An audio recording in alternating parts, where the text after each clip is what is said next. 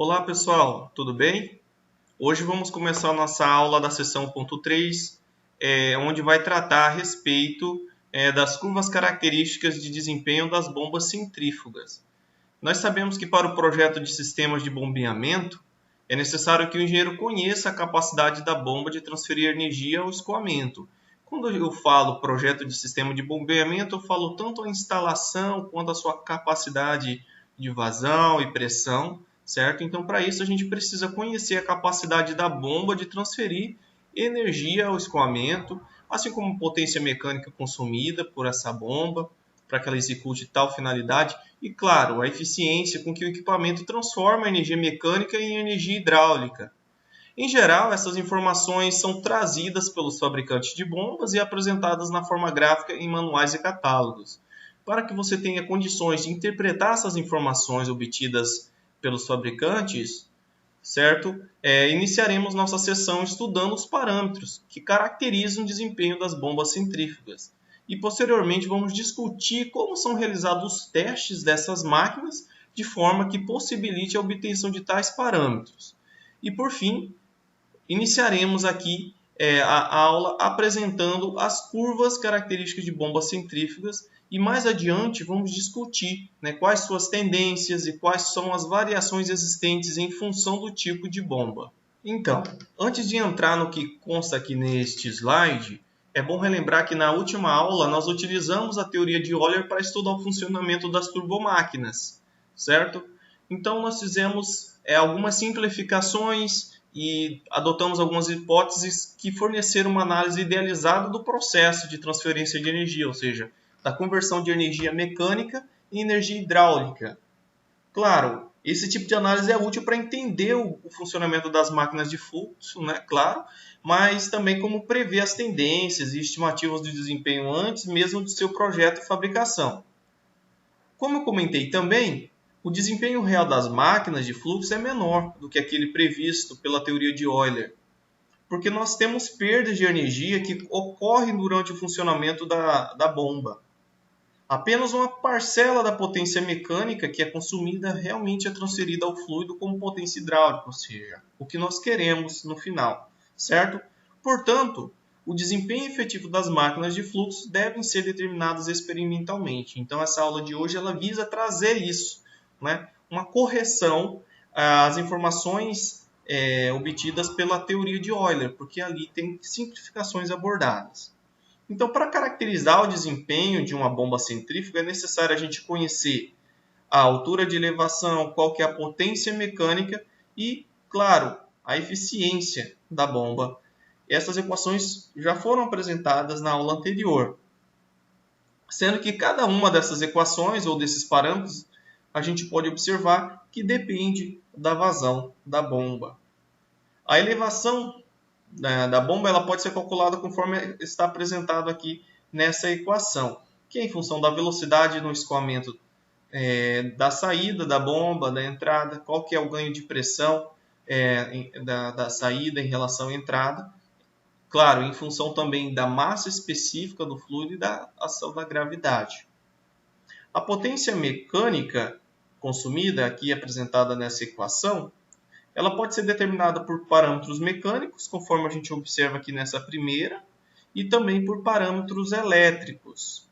Quando a gente trata aí de parâmetros mecânicos, a gente precisa conhecer aqui o torque do eixo, certo? Assim como a velocidade angular, ou seja, a rotação desse eixo. Nesse caso, a potência mecânica é calculada conforme a gente vê aqui. Já quando são utilizados parâmetros elétricos, a gente precisa também conhecer características do motor elétrico de acionamento, certo? Então, quando a gente tem um motor elétrico trifásico, a potência mecânica é dada em função da raiz quadrada de 3 vezes a tensão, vezes a corrente, vezes a eficiência desse motor, vezes o fator de potência, que é dado aqui pelo cosseno de φ, certo? A adoção desse método para o cálculo da potência mecânica exige que a gente utilize motores elétricos calibrados. Tanto a eficiência quanto o fator de potência variam em função da carga aplicada no motor. Então, a gente precisa também entender como essas duas informações variam. de acordo com a carga aplicada. Por fim, a gente tem também a eficiência da bomba, que é obtida por meio aqui da equação apresentada aqui, que é em função da potência hidráulica dividido pela potência mecânica. A potência hidráulica ela está aqui no nosso numerador, que é ρgh vezes Q, ou seja, massa específica do fluido vezes a aceleração da gravidade vezes a altura de elevação vezes a vazão, dividido pela potência mecânica, que, claro, como eu apresentei aqui para vocês, a potência mecânica ela pode ser obtida por essas duas equações aqui. Então, vai depender se for utilizado parâmetros mecânicos ou parâmetros elétricos. Portanto, o teste experimental da bomba deve ser realizado de forma a possibilitar o cálculo das equações aqui apresentadas. Agora, falando um pouquinho sobre como é feito o procedimento de teste de desempenho de bombas centrífugas, eu trouxe aqui um esquema simplificado de uma bancada de testes. Geralmente, existem normas diferentes para padronizar o procedimento de teste de desempenho dessas bombas, certo? Em geral, essas normas são específicas para cada tipo de aplicação da bomba. E normalmente os testes de desempenho são realizados pelos fabricantes dos equipamentos em bancadas de prova próprias para tal finalidade, sendo padrão a utilização de água como fluido de trabalho e a operação na rotação nominal do motor elétrico, certo? Então aqui na figura é apresentado de forma simplificada o esquema de uma bancada de testes de bombas. Então, como vocês podem ver, a gente precisa medir as pressões aqui na sucção da bomba e aqui na descarga. Aqui nós temos 2 manômetros, certo? E também é obtido o valor da vazão mássica. Então, utiliza-se um medidor de vazão para verificar também a vazão mássica. Também pode ser obtida a vazão volumétrica.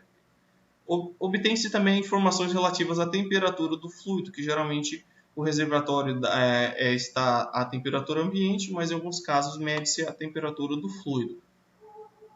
Como comentei anteriormente, quando são utilizados parâmetros mecânicos, a medição do torque no eixo da bomba e da rotação é necessário. Já os parâmetros elétricos, a gente mede a corrente e a tensão de alimentação do motor.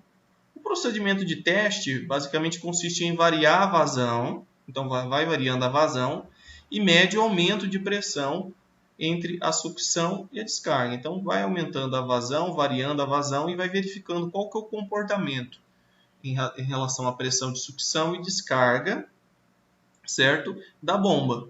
O teste pode ser iniciado com a válvula totalmente fechada, então aqui nós temos uma válvula, e na condição de vazão nula a gente chama essa situação de shut-off.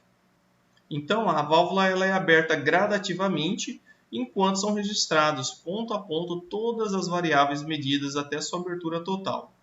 Os dados de teste de desempenho geralmente são processados e expressos na forma gráfica. Então resulta as curvas características de desempenho da bomba.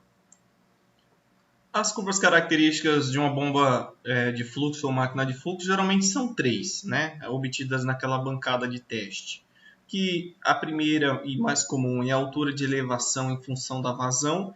Então, como a gente pode observar, a gente também obtém a potência mecânica de acionamento requerida em função da vazão também desejada e qual que é a eficiência dessa bomba em função da vazão. Mantém-se uma determinada vazão e verifica o comportamento dos 3 parâmetros e assim vai variando a vazão e verificando como que se comporta os demais parâmetros. Essas curvas elas podem ser apresentadas em gráficos individuais ou em um mesmo gráfico, conforme a gente vai ver agora na próxima parte da aula. Então aqui nós temos uma curva que demonstra o comportamento da altura de elevação em azul, certo?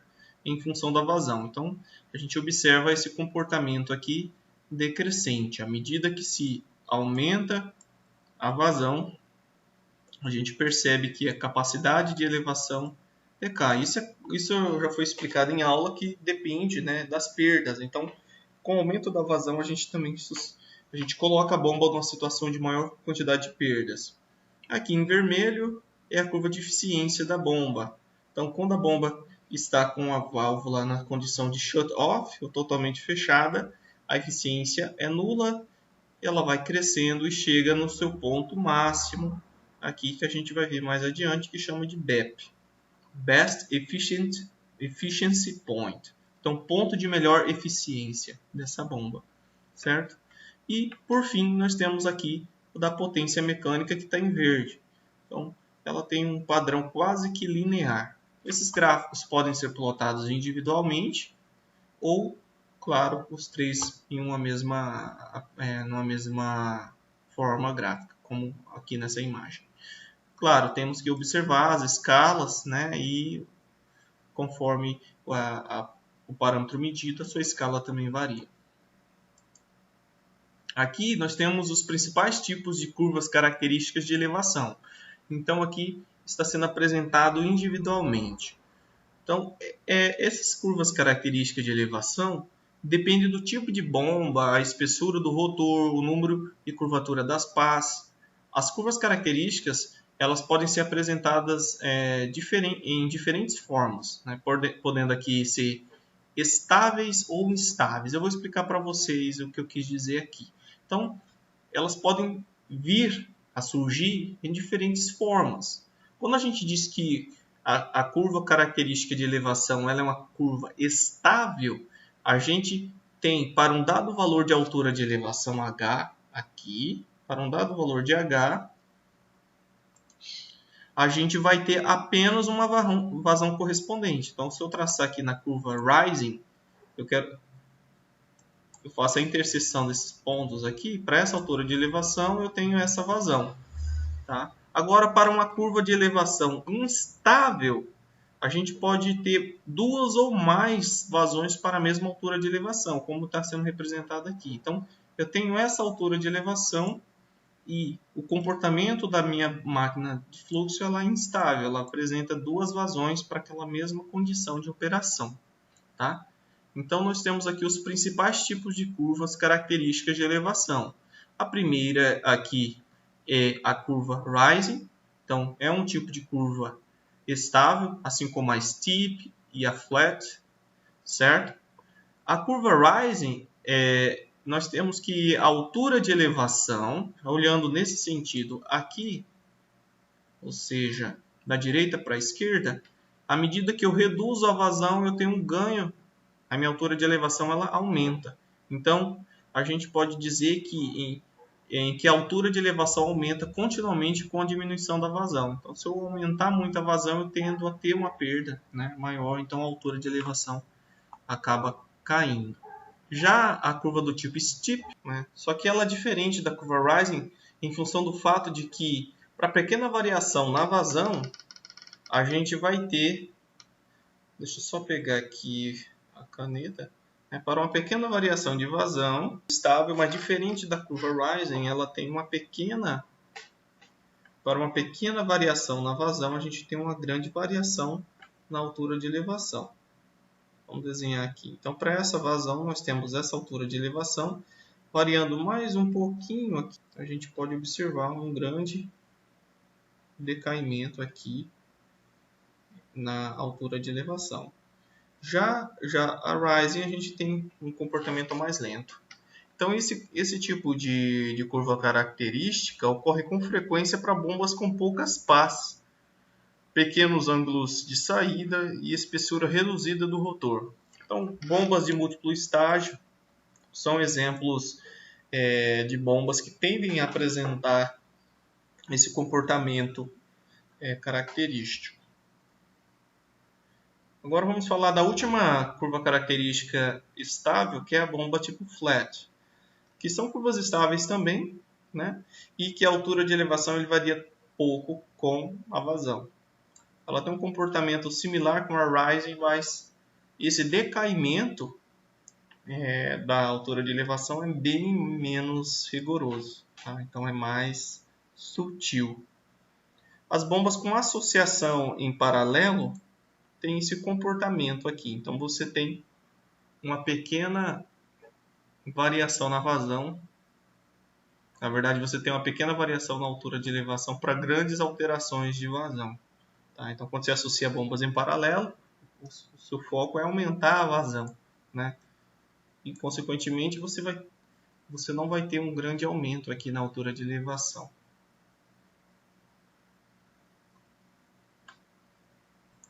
Agora, para a gente encerrar a respeito das curvas características, aqui tem dois exemplos de curva do tipo dropping, certo? Que são curvas instáveis, em que uma altura de elevação pode corresponder a mais de uma vazão. A aplicação de bombas com características de desempenho, conforme mostrados aqui pelas curvas características dropping, ela depende intrinsecamente do sistema de tubulação. Então, a aplicação inadequada pode levar a escoamento pulsante, vibrações, oscilações abruptas e sobrecargas. Então, a gente precisa entender as curvas características de elevação da bomba em questão, pois são fundamentais para o projeto do sistema de bombeamento. A gente precisa conhecer o comportamento dessa bomba quando ela está em funcionamento, pois a partir disso a gente pode ter informações da quantidade de energia que a bomba é capaz de fornecer ao escoamento para cada vazão. Agora vamos falar um pouquinho sobre as curvas características de potência de acionamento. Então é importante a gente conhecer esse tipo de curva características na hora de dimensionar o motor elétrico ou o motor que vai fazer o acionamento da bomba, certo? Então a característica da potência mecânica em função da vazão depende do tipo de bomba. Se ela é de fluxo radial, de fluxo misto, conforme a gente vê aqui, ou fluxo axial. Então, dependendo do tipo de bomba, a gente precisa que o motor elétrico tenha uma determinada capacidade de potência. Por exemplo, aqui nessa primeira imagem, nós temos o comportamento da potência de acionamento em função da vazão para uma bomba de fluxo axial. Nós podemos observar que ela apresenta a tendência de aumento contínuo da potência em função da vazão. Então, ela tem um comportamento crescente, certo? Então, ao utilizar esse tipo de bomba, a gente precisa que o motor elétrico seja dimensionado para toda a faixa de vazão que ela comporta, certo? Para a gente evitar problemas de sobrecarga. Então, é recomendado que a partida da bomba de fluxo radial, como mostrado aqui, aconteça com a válvula totalmente fechada, tá? Porque é a partir desse ponto aqui de funcionamento que ela vai ter o menor pico de potência para o motor elétrico. Bomba de fluxo axial, vamos aqui para a imagem C primeiro, depois a gente volta lá para a imagem B. A gente observa que o comportamento é totalmente contrário, onde a potência mecânica ela tem um pico na partida, certo? Só que à medida que vai acontecendo o funcionamento, ela vai decaindo. Nesse tipo de curva, a potência máxima em baixa vazão, certo? E diminui gradativamente com o aumento da vazão. Então é importante que o equipamento abra, ou inicie o seu funcionamento com a válvula totalmente aberta, certo? Proporcionando assim uma partida mais suave do motor elétrico, aumentando sua vida útil. Já nas bombas de fluxo misto, aqui no centro, a gente vê que uma mudança na tendência de consumo em função da vazão. Então ele começa crescendo, chega a um certo ponto, o valor é decrescente. A potência de acionamento aumenta até certa vazão e decresce. Então, assim, não tem aqui uma recomendação direta. Tá? Então, depende do ponto de operação em que vai ser aplicado esse equipamento. Agora, quando se fala em curvas de eficiência, aqui representado em vermelho, é importante entender que ela está diretamente relacionada com as outras duas curvas, ou seja, de altura de elevação aqui em azul e de potência consumida. Então, geralmente as curvas de eficiência elas possuem comportamento parabólico, certo? Então a gente tem essa concavidade aqui voltada para baixo. A eficiência da bomba ela é nula, aqui na condição de shut-off, ou seja, para vazão zero, certo? E vai aumentando gradativamente a eficiência da bomba até atingir o ponto máximo. A partir desse ponto aqui, certo? A eficiência decresce continuamente com o aumento da vazão. Esse comportamento sugere um ponto ótimo de máxima eficiência na operação da bomba. No ponto de máxima eficiência, a gente chama aí de BEP, como eu já comentei, Best Efficiency Point. Então, nesse ponto aqui, as perdas hidráulicas do escoamento no interior da bomba são minimizadas. Então, a gente possibilita um melhor aproveitamento da potência mecânica consumida aí pelo equipamento. Quando a gente faz o projeto de um sistema de bombeamento eficiente, a gente exige que a bomba trabalhe próximo desse ponto aqui que a gente chama de BEP. Tá? Então é importante a gente sempre projetar a nossa bomba para trabalhar sempre no BEP, onde as perdas serão minimizadas, né, e a eficiência do equipamento será máxima. Bom, para finalizar, eu trouxe aqui para vocês as curvas de isoeficiência, que é apresentada para diferentes diâmetros de rotores. Parece um pouco complicado, mas não é. Então, por que surgiu isso aqui, né? Essas curvas que são apresentadas aqui em função da altura de elevação em função da vazão e da eficiência em função da vazão para diferentes diâmetros de rotores, certo? É porque a indústria de bombas oferece diâmetros diferentes de rotores para o mesmo equipamento. Então a carcaça é a mesma, né? Por uma relação de similaridade e semelhança, eles conseguem produzir outros equipamentos, né? Mantendo aí a base de instalação e padronização, reduzindo custos de fabricação e, variando apenas o diâmetro do rotor, você consegue também garantir maior versatilidade e opção para atender demandas específicas. Então, o catálogo fornece diversas curvas, né, de desempenho para diferentes diâmetros de rotores disponíveis para aquele modelo específico de bomba. Então, essas curvas geralmente agrupam, como disse, no mesmo diagrama, as curvas de elevação e as curvas de eficiência, variando apenas o diâmetro do rotor. Então, essas curvas são obtidas plotando, né, os valores dos rendimentos comuns para todos os diâmetros e, em seguida, unindo os pontos de eficiência constante, dado origem às linhas de isoeficiência, que é a que está em vermelho aqui. Então, se você analisar aqui, o diâmetro 1, 2 e o diâmetro 3 apresentam valores de eficiência, né, que são constantes. Quando se plota essas linhas, esse comportamento em função da vazão, num gráfico de altura de elevação, vai ter essas linhas aqui que a gente chama de linhas de isoeficiência. A gente vai tratar disso melhor no exercício na próxima aula. Obrigado.